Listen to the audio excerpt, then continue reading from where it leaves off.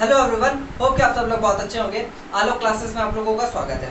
आज हम लोगों का जो टॉपिक है वो है refraction through prism, refraction of light through prism. अब ये प्रिज्म क्या होता है? प्रिज्म देखो एक ट्रायंगल शेप का कह सकते हैं कि ग्लास होता है ना, रिफ्रैक्टिव मीडियम मटेरियल होता है, जिससे कह सकते हैं कि 3D में बना दिया हमने। ठीक है, जैसे कि यही देखो एक ट्रायंगल, हमने यहाँ पे देखो एक ट्रायंगल लिया, उसी को 3D फॉर्म में बना दिया और ये क्या बन गया? प्रिज्म बन गया। ठीक है, अब इसमें एक बेस होता है, ये हो गया हमारा बेस, और ये क्या होता है? रिफ्रैक्टिव सरफेस होता है। ये क्या होता है?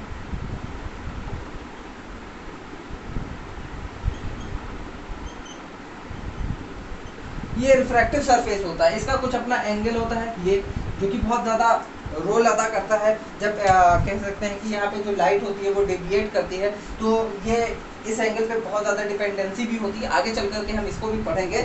फिलहाल ये कुछ चीज़ें हैं जो कि आपको मतलब कि बेसिक नॉलेज है प्रिज्म के बारे में, कि प्रिज्म होता है कैसे, क्या है ना। और यहाँ पे दो रिफ्रैक्टिव सरफेसेस हैं, है ना। इसका एक कुछ एंगल होता है, बेस होता है, और ये एक ही तरह का प्रिज्म नहीं होता है, अलग अलग तरीके के भी प्रिज्म होते हैं। जैसे कि इक्विलेटरल ट्रायंगल प्रिज्म हो गया, है ना, राइट एंगल ट्रायंगल प्रिज्म हो गया, आइसोसेलेस प्रिज्म हो गया। तो ये बहुत ढेर सारे अलग अलग तरीके से आते हैं। ठीक है, और हम क्या करते हैं, बस एक नॉर्मल सा एक 2D वाला प्रिज्म हम लोग बनाएंगे, यानी कि पेपर ऑन पेपर जो हम लोग बनाते हैं, बस वो उस पर ही बनाएंगे, और उस पर क्या उस पर जो भी हमारा रे डायग्राम होगा वो बनाएंगे, और उसमें हम ये देखेंगे कि लाइट जब हम इसमें से पास कराते हैं या फिर रिफ्रैक्ट कराते हैं, तब कितना ज़्यादा डेविएट करती है वो लाइट, हम लोग ये देखेंगे। ठीक है, तो होप कि प्रिज्म के बारे में आप लोगों को अच्छे से जानकारी मिल गई होगी। एक दो लाइन में इंग्लिश में भी बोल देता हूँ उसके बारे में कि what is a prism. Prism is a refractive medium which is in the shape of triangle. ये कर सकते हो, लिख सकते हो, आप लोग मतलब ऐसा लिख सकते हो। बाकी बुक में जो लिखा वो आप लोग लिख सकते हो, आराम से अच्छे से लिख सकते हो। ठीक है, बाकी देखो अगर कॉन्सेप्ट समझ गए तो फिर आप कैसे भी लिख सकते हो, और एग्जाम में उतना आता नहीं है, लेकिन फिर भी जानकारी होना मस्ट। तो हम लोग क्या पढ़ेंगे? Refraction through prism. अब हमने एक प्रिज्म लिया, मान लेते हैं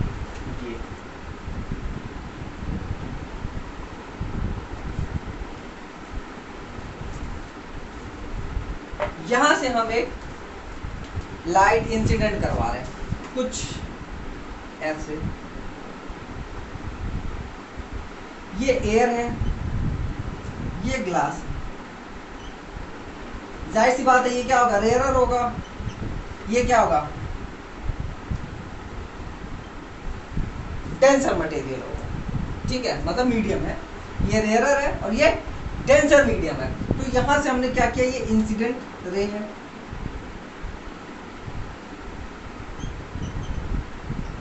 ठीक, या इंसिडेंस रे लिख सकते हो, जो भी इंसिडेंस रे हो गया।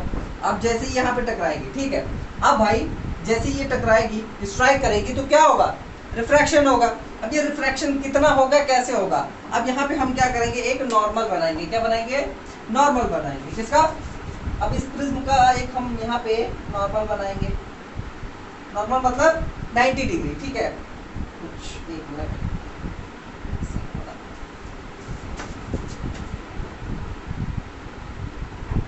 नॉर्मल मतलब परपेंडिकुलर। ये एक हमने परपेंडिकुलर इसका बना दिया। ठीक है, ये परपेंडिकुलर यानी कि 90 डिग्री है। अब ये 90 डिग्री है, तो जैसे ही रिफ्रैक्ट होगा, तो हमने पहले भी हमने जब पहले पढ़ा था, ठीक है, इससे पहले कुछ कॉन्सेप्ट ये पढ़े थे कि जब भी लाइट इंसिडेंट यानी कि रिफ्रैक्ट होगी और रेयरर से डेंसर मीडियम में जाएगी, तो क्या होगी?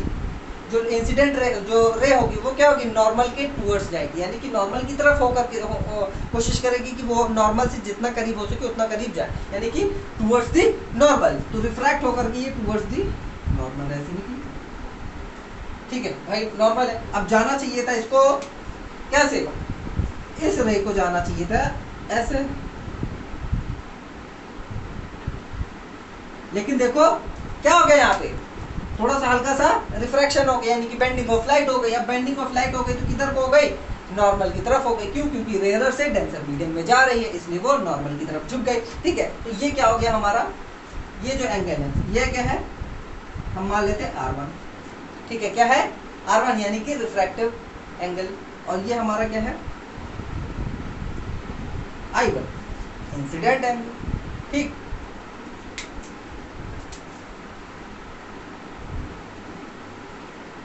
अब देखो ये तो एक ग्लास है, यानी कि ट्रांसपेरेंट ग्लास है, ठीक, और इसमें से क्या होगी, लाइट आपकी रिफ्रैक्ट होगी। अब ये भी एक refractive index, sorry refractive surface है, ये भी रिफ्रैक्टिव सरफेस है। तो लाइट जो है वो क्या होगी, आगे मूव करेगी। जब वो मूव करेगी तो होगा क्या, यहाँ पे आने के बाद में यहाँ पे भी तो रिफ्रैक्शन होगा, क्योंकि लाइट आ रही है। अब ये मोनोक्रोमेटिक लाइट है, याद रखना, मोनोक्रोमेटिक रे कौन सी रे है, यूजिंग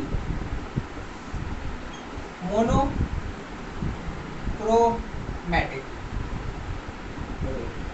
ये क्या होती है, इसमें सिंगल कलर होता है, कोई एक ही कलर की लाइट होती है, एक अलग अलग कलर की नहीं। मैंने यहाँ पे नीला लिख दिया, नीले कलर से बना दिया, इधर लाल कलर से बना दिया, ठीक है, एक ही रे, ठीक है, अलग अलग रे नहीं है। तो आप लोग इसको अलग अलग मत देखिएगा, ये एक ही कलर की रे है। मैं बस वो समझाने के लिए आप लोगों को बता रहा हूँ, ठीक है, क्योंकि यहाँ पे बहुत सारी ढेर सारी रेस बनेगी ना, इसलिए यहाँ पे बहुत ज़्यादा हौच-पौच हो जाएगा। इसलिए मैंने ये किया है कि ये जो रे है मैंने अलग अलग कलर से ली है। लेकिन हाँ, जो मैं यूज़ कर रहा हूँ यहाँ पे, मतलब कि जो एक्चुअली में हम लोग यूज़ करते हैं वो क्या है, मोनोक्रोमेटिक रे होती है, यानी कि एक ही कलर की रे होती है, जिसमें कह सकते हैं कि वेवलेंथ सबकी अलग अलग होती है ना।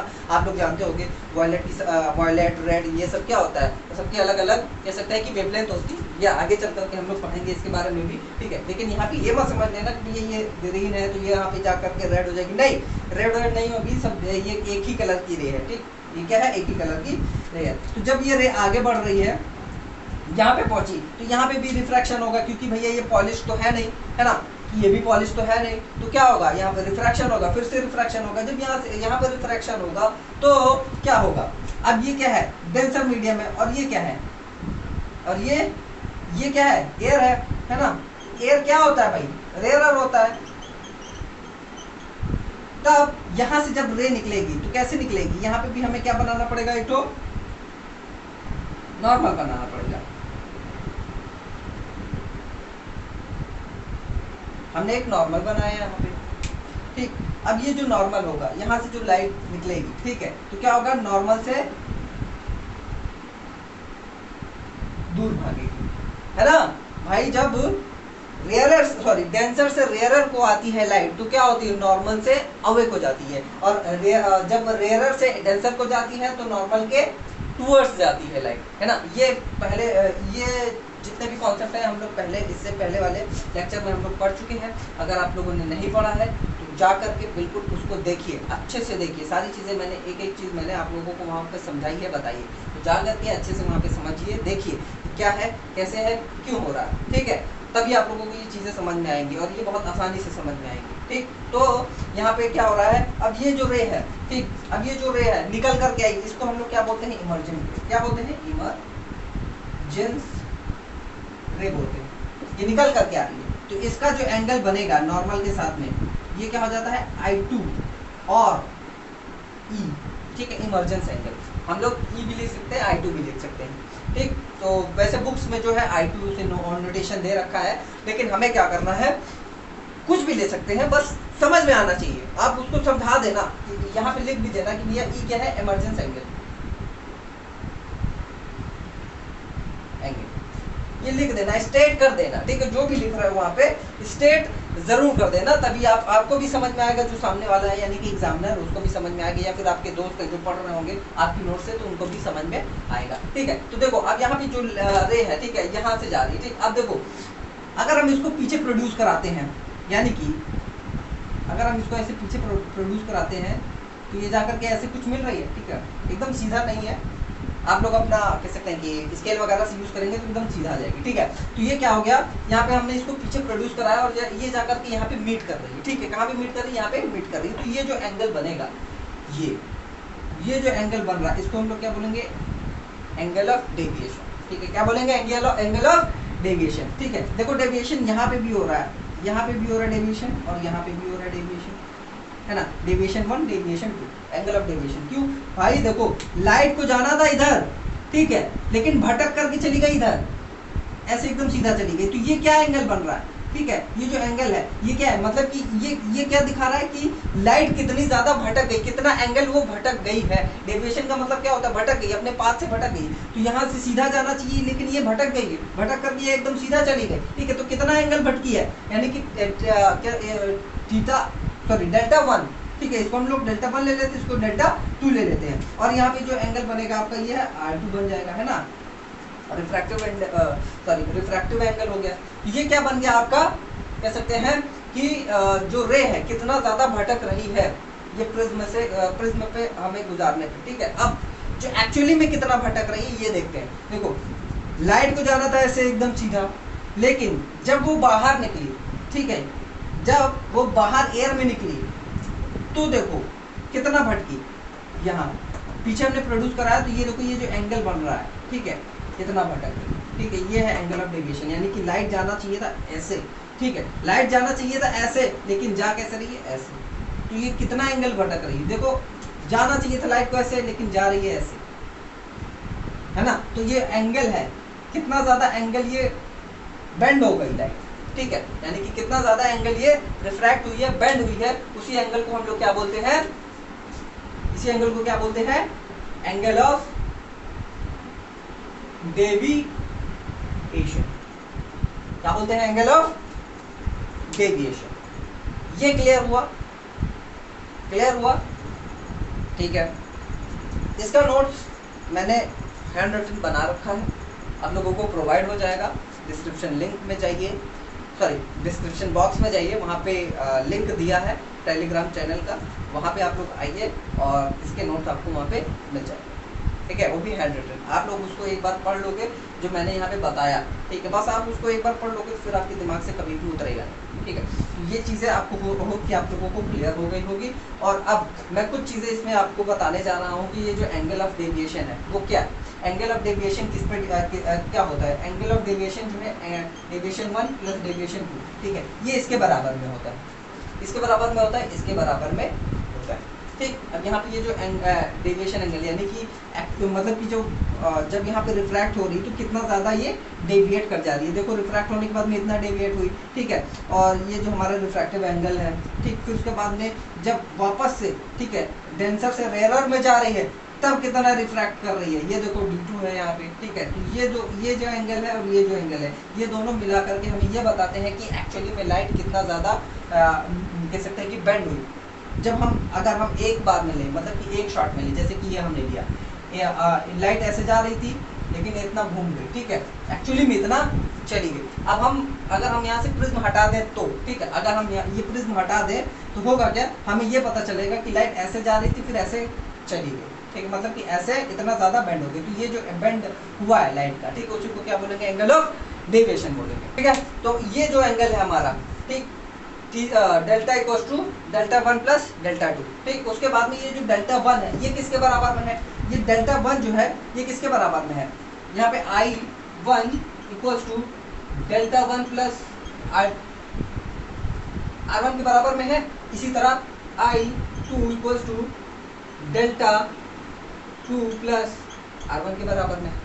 क्यों भाई, इसी के बराबर में है तो हम क्या करेंगे, R1 को इधर ले लेते हैं, I2 minus R2 equals to delta 2, ठीक। एक इक्वेशन हमें ये मिल गई, ठीक है। और ये वाला I1 minus R1 equals to delta 2 delta 1, एक हमें ये मिल गया, है ना। अब इस डेल्टा 2 की वैल्यू और डेल्टा 1 की वैल्यू हम यहाँ पे रख देते हैं। जब हम यहाँ पे रखेंगे तो क्या होगा, delta equals to I1 minus R1 plus I2 minus R2। क्यों भाई, ये लिख दिए, ठीक। अब थोड़ा सा सिंप्लीफाई कर लेते हैं, I1 plus I2 minus R1 plus R2, ये लिख सकते हैं, बिल्कुल लिख सकते हैं। एक इक्वेशन हमारी ये भी बन गई, क्या है, एक इक्वेशन हमारी ये भी बन गई। और ये जो एंगल होता है ये बहुत ज़्यादा इंपॉर्टेंट रोल अदा करता है, डेविएशन कितना होगा, कितना ज़्यादा डेविएशन होगा ये इस पर भी डिपेंड करता है। ज़्यादा एंगल होगा तो भाई हो सकता है मे भी ज़्यादा हो, ठीक है, कम एंगल में हो सकता है, अलग अलग ये प्रिज्म पे डिपेंड करेगा कि कितना एंगल है। वो जब आप प्रिज्म लोगे, जब आप उसमें एक्सपेरिमेंट करोगे, तब जा करके आपको पता चलेगा कि हाँ इस पर कितना डिपेंड कर रहा है। लेकिन अगर हम मैथमेटिकली देखेंगे, ठीक है, मैथमेटिकली देखेंगे तो ये जो ए है वो किस पे डिपेंड करता है। मैथमेटिकली अगर हम देखेंगे तो ये जो हमारा ए है, तो ए जो है R1 प्लस R2 के बराबर होता है। किसके बराबर में होता है? R1 प्लस R2 के बराबर में होता है। तो R1 प्लस R2 अगर हम की जगह ए लिख दें तो कोई गलत बात, ठीक है। तो एंगल ऑफ डेविएशन देखो हम कहाँ कैसे कैसे निकाल सकते हैं कि हमारी जो लाइट है कितनी ज़्यादा डेविएट हो रही है। हम इससे पता लगा सकते हैं कि अगर ये हमें एंगल दिया है, ठीक है, साथ ही साथ में हमें इंसिडेंट एंगल दिए हुए, हमारे को एक इंसिडेंट एंगल और इमर्जेंट एंगल दिया हुआ है, दोनों दिया हुआ है और ये भी दिया है, तो हमें ये पता चल जाएगा कि ये कितना होगा, यानी कि एंगल ऑफ डेविएशन कितना होगा जब अगर वैल्यूज हमें दे रखी होंगी तब, ठीक है। तो आप लोग इसको छाप लें, नोट कर लें। मैं आप लोगों को फैक्टर्स, ये जो प्रिज्म है, प्रिज्म का जो डेविएशन है, ठीक है, ये जो डेविएशन है किस पे डिपेंड करता है वो लिखवाने जा रहा हूँ। तो आप लोग इसको छाप लें। होप कि आप लोग इसको लिख रहे होंगे अपने वर्डिंग्स में। जब आप अपने वर्डिंग्स में लिखेंगे तो यार देखो आप लोगों को ज़्यादा समझ में आएगा, वहाँ पे अच्छे से ज़्यादा समझ में आएगा। तो कोशिश यही करिए कि आप लोग जो है इसको अपने वर्डिंग्स में लिखिए, ठीक है, अपने। आइए अब हम लोग देख लेते हैं कि जो एंगल ऑफ डेविएशन है वो किस पे डिपेंड करता है ना, किस पे डिपेंड करता है या फिर किस चीज़ से अफेक्ट होता है। तो सबसे पहले एंगल ऑफ इंसिडेंस, ठीक, यानी कि एंगल ऑफ इंसिडेंस है, जैसे कि जब हमने ये बताया था ये जो हमारा एंगल ऑफ इंसिडेंस है, ठीक है, ये डिपेंड करता है, मतलब इस पे डिपेंड करता है कि हमारा जो डेविएशन होगा वो कितना होगा, है ना। अगर मान लेते थोड़ा सा ऐसे कर दें तो एंगल ऑफ डेविएशन हमारा बदल जाएगा, है ना। अगर थोड़ा सा और इधर कर दें तो एंगल ऑफ डेविएशन बदल जाएगा। तो आइए हम लोग देखते हैं कि कितना बदलेगा, कैसे बदलेगा, ठीक है। तो एंगल ऑफ इंसिडेंस, ठीक, तो ये एक्सपेरिमेंटली प्रूवन है। क्या प्रूवन है? कि जैसे जैसे हम क्या है कि एंगल ऑफ डेविएशन बढ़ाएंगे, सॉरी एंगल ऑफ इंसिडेंस बढ़ाएंगे, तो वो क्या होगा, एंगल ऑफ डेविएशन आपका कम होगा शुरुआती पे, ठीक है। तो जो एंगल ऑफ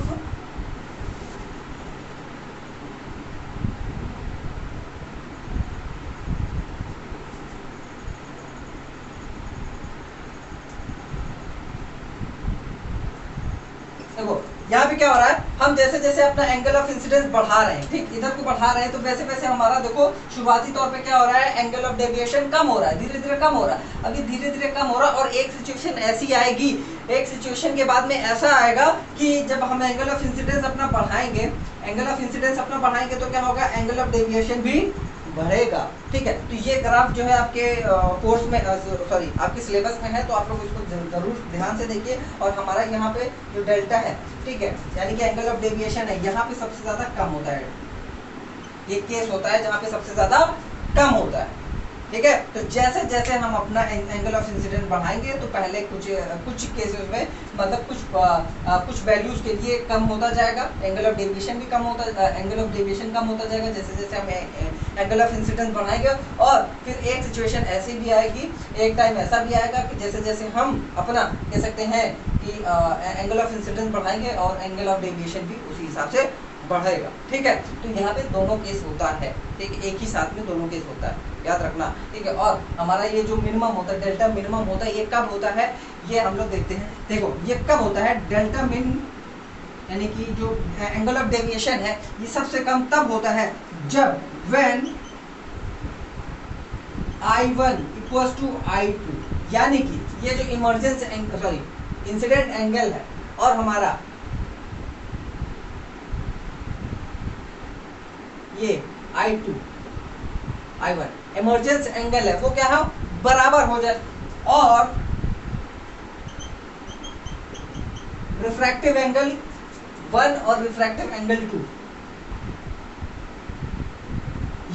जब ये दोनों इक्वल हो जाए तब हमारा ये जो है एंगल ऑफ डेविएशन ये क्या होगा, मिनिमम होगा, मिनिमम वैल्यू होगी, सबसे ज्यादा मतलब कम होगी, बहुत बहुत बहुत कम होगी। देखो डेविएशन तो होना ही है, क्यों, क्योंकि भैया ये रेयरर मीडियम है, हाँ, और ये डेंसर मीडियम है, तो भाई लाइट का बेंड तो होना है, जाहिर सी बात है, क्योंकि ये एयर है, तो एयर में भाई स्पीड की लाइट कुछ और होती है और यहाँ पे स्पीड की लाइट कुछ और होती है, ठीक, यहाँ पे अलग अलग होती है, तो यहाँ पे क्या होगा, बेंड तो होगा, या तो कम होगा या तो भाई टूवर्ड्स द कह सकते हैं कि उसके जाएगा टूवर्ड्स दी नॉर्मल जाएगा, या तो अवे फ्रॉम दी नॉर्मल जाएगा, ये दो केसेस होते हैं। अब यहाँ पे कुछ ना कुछ तो होगा, लेकिन सबसे कम डेविएशन कब होगा, जब हमारा angle of incidence equal to angle of emergence हो जाए, और या तो हमारा एंगल ऑफ कह सकते हैं कि रिफ्रैक्शन 1 और एंगल ऑफ रिफ्रैक्शन 2 ये दोनों बराबर हो जाए, तब क्या होगा, जो बीच में जो एंगल होगा, सॉरी जो बीच में रे होगी, यानी कि प्रिज्म के जो बीच में जो रे जा रही होगी, ये वाली जो रे जा रही होगी,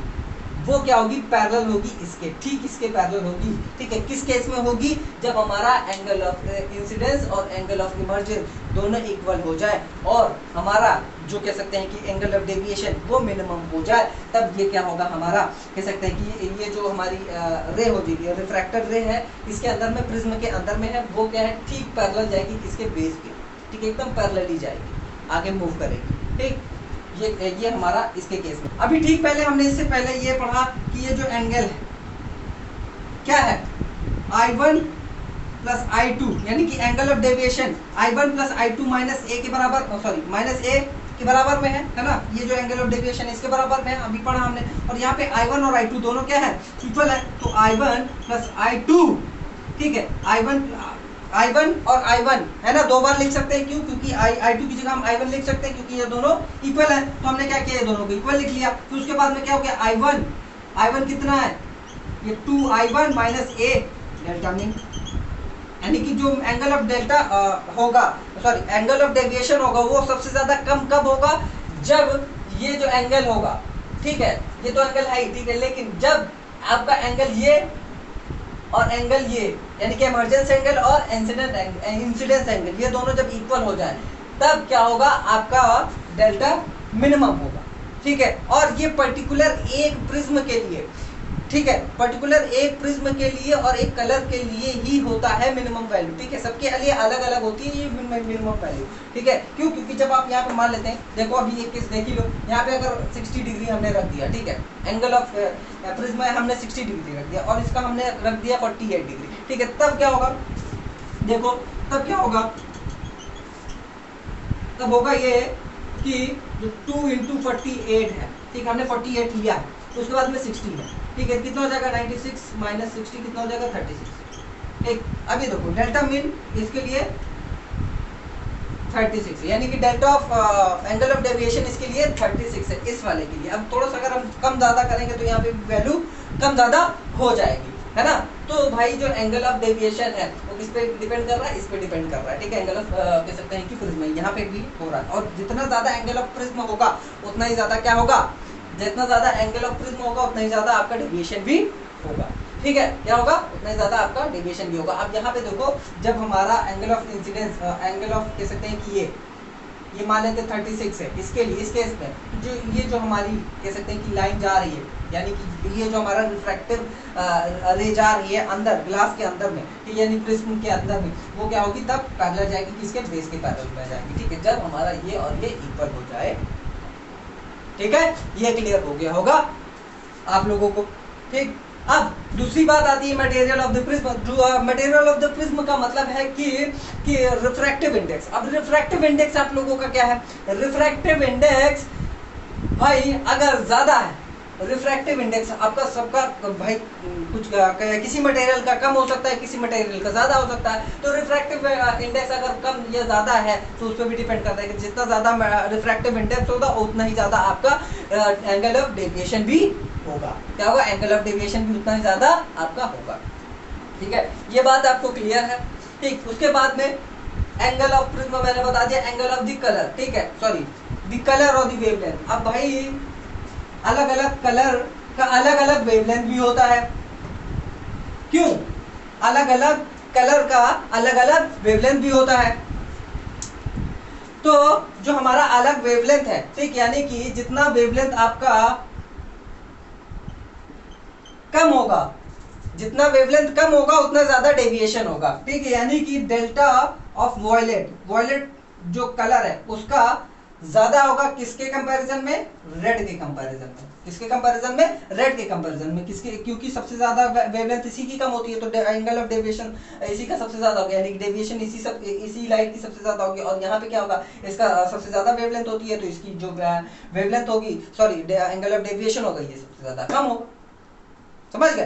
तो हमने आज ये क्लियर किया है कि जो प्रिज्म होता है वो क्या क्या मतलब अलग अलग प्रॉपर्टीज का होता है, मतलब अलग अलग चीजों पे डिपेंड करता है। और मैंने आप लोगों को प्रिज्म बताया, प्रिज्म में रिफ्रैक्शन कैसे हो रहा है, ठीक है, किस केस के लिए कैसा होता है। अभी आगे चल करके मैं हम लोग अलग अलग एंगल के प्रिज्म के ऊपर में भी हम लोग प्रैक्टिस करेंगे, तो आप लोग उसको वो जब आप वो पढ़ोगे तो आपको प्रिज्म और ज्यादा क्लियर होगा। ये तो शुरुआत है, ठीक है, अभी आया हुआ मतलब कि एकदम नया नया है। और ये जो कुछ मैंने फॉर्मूलेस लिखवाए हैं इसको जरूर से आप नोट करिए, ये एग्जाम में आते हैं, ठीक, एग्जाम में आते हैं, अच्छे से पढ़ करके जाइए, ठीक है, पढ़िए, अच्छे से पढ़िए। और आप लोगों को आप कोशिश करिए कि खुद से ही नोट्स बनाए, है ना। जो भी आप नोट्स बना रहे हो अपने खुद से हो, ठीक है, मतलब अपने वर्डिंग्स में हो। मैं तो नोट्स आपको प्रोवाइड करा ही रहा हूँ। डिस्क्रिप्शन बॉक्स में जाइए, टेलीग्राम चैनल का वहाँ पे लिंक दे रखा हुआ है, वहाँ पे आप जाइए, आपको नोट्स मिल जाएंगे। वहाँ आप थोड़ा सा ढूंढना पड़ेगा, लाइट अलग से PDF बना हुआ है, वहाँ पे आप जा करके डाउनलोड कर सकते हैं। फ्री में सारी चीजें मिल रही है। सोच के देखो यार, आप लोगों को इतनी ज्यादा चीजें फ्री में मिल रही हैं, तो थोड़ा सा मेहनत आप लोग एफर्ट कर लो, ठीक है। अब वही होता है ना कि आप जाकर के जब पैसा देते हो ना तभी समझ में आता है आप लोगों को, है ना। ऐसा तो समझ में आता नहीं है चीजें, ठीक, कि फ्री में चीजें मिल रही हैं, आप लोगों को अच्छे से समझ में भी आ रहा है, ठीक, अच्छे से समझा रहा हूँ, इतनी मेहनत कर रहा हूँ, ठीक है। आप लोगों को अगर कोई चीज़ें समझ में नहीं आती हैं तो बिल्कुल आप कमेंट बॉक्स का यूज़ करिए, साथ ही साथ में टेलीग्राम चैनल है, वहाँ पे आप लोग आइए, वहाँ पे आप लोग पूछिए कि अगर आप लोगों को कोई दिक्कत है तो, ठीक है, पढ़ाई से रिलेटेड अगर आप लोगों को कोई प्रॉब्लम है तो, ठीक है। और अगर भाई वीडियो अच्छी लगे तो बिल्कुल आप लोग शेयर करिए, कमेंट करिए, और अपने दोस्तों तक भी पहुँचाइए ताकि वो लोग भी पढ़ सके अच्छे से, ठीक है। और हम लोग मिलते हैं फिर नेक्स्ट वीडियो में, तब तक